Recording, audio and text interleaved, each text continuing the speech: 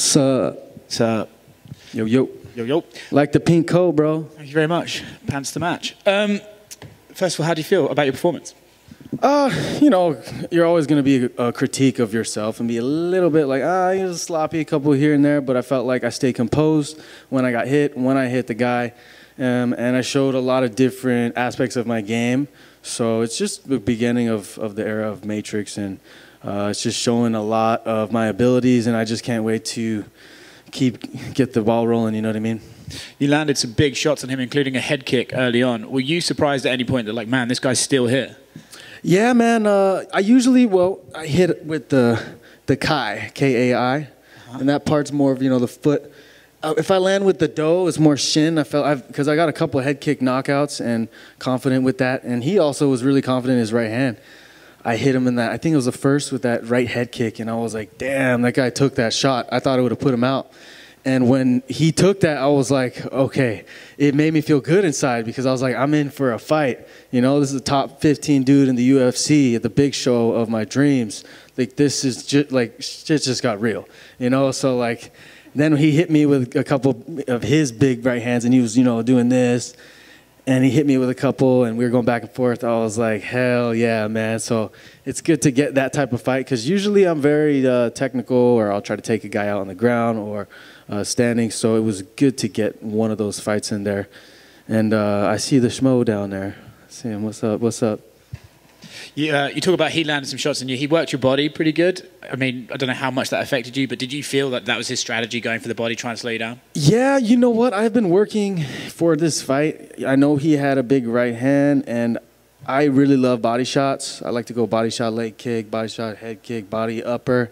And I didn't throw as many body shots in this fight because I just was a little hesitant that he was just going to come over the top and throw that right hand. From my point of view, I like to work to the body, but when he was going to the body, I was kind of just feeling him out a little bit, and I did definitely feel in the third, I was like, damn, okay, like it affected my cardio just a little bit, and, that's when I pushed on the brakes just a little bit, and then I came back, but, and then I landed a switch kick to his body. I know he felt that, but I like that spinning back kick fade away off the cage. That was one of my signature moves. Nice.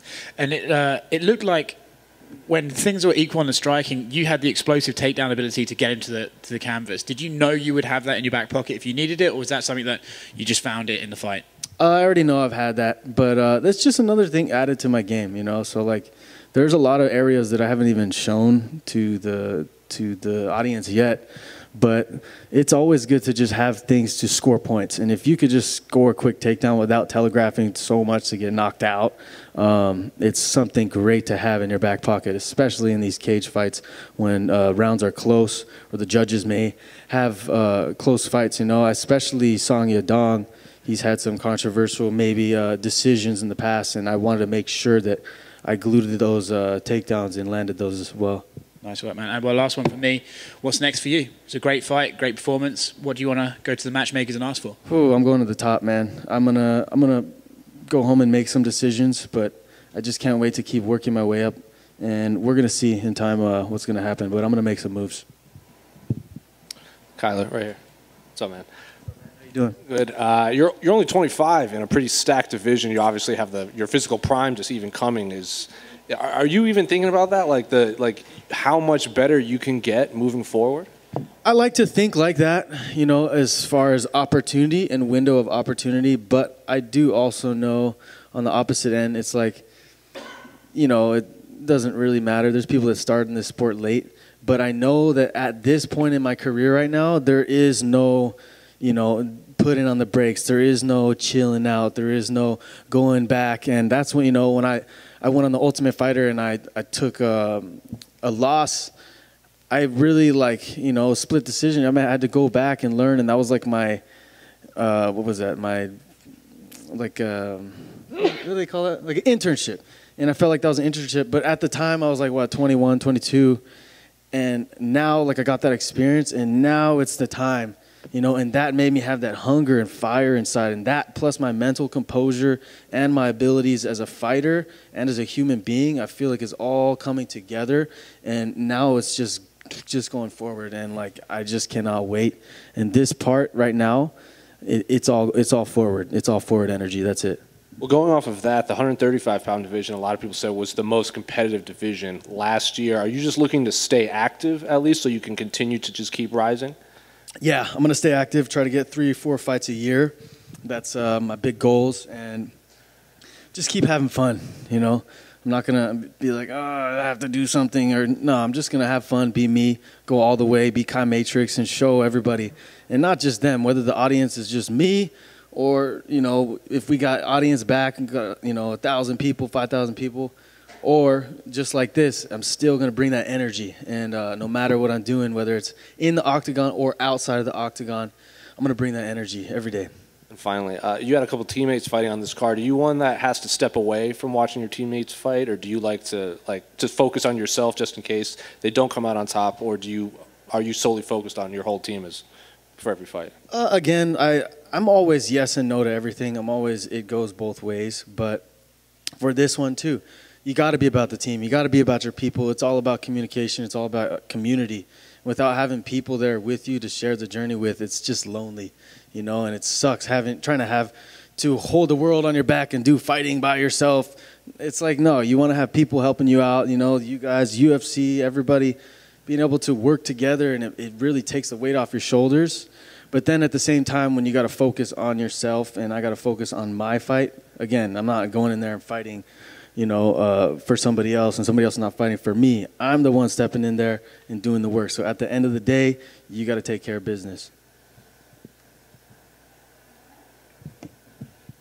Hey, great victory, Matrix. Yeah. I'm going to get you on my pod one of these days. We'll definitely do it. Do you 100% expect a number next to your name Tuesday? Yes. And then for your opponent, do you want them to be in that top 10, top 15? Could they be outside that? What are your expectations? Again, so I'm always yes and no to everything, but I do expect that. But if something happens and you don't, and you just like get a fight and you want to whoop somebody's ass real quick, I might, you know, get paid. So we'll see. What do you got, Aljamain Sterling or Peter Yan? Ooh, man. That small octagon, I'm going to have to go with Yan because his pressure and his ability to come forward with a good guard and just kind of do some things. And we saw in his fight with Aldo, you know, he can pick up his pace, and he has a lot of mental fortitude, and he has a really good endurance. And I know Aljamain does as well, and that guy's got, you know, some heart, and he's coming in there with a whole spirit of fight. So it's just the style matchup's weird. Aljamain is not your typical fighter, and we'll see if he can get that anaconda style like grips on him and get him down. But even if he does, there, you know, Yan he pops up really quick, and his Russian wrestling seems to be pretty legit. Congrats. Yeah, congrats, man. For you, because you got those shades and you look like you're doing good, bro. You look like you're doing better than me. You top 15 in the media world?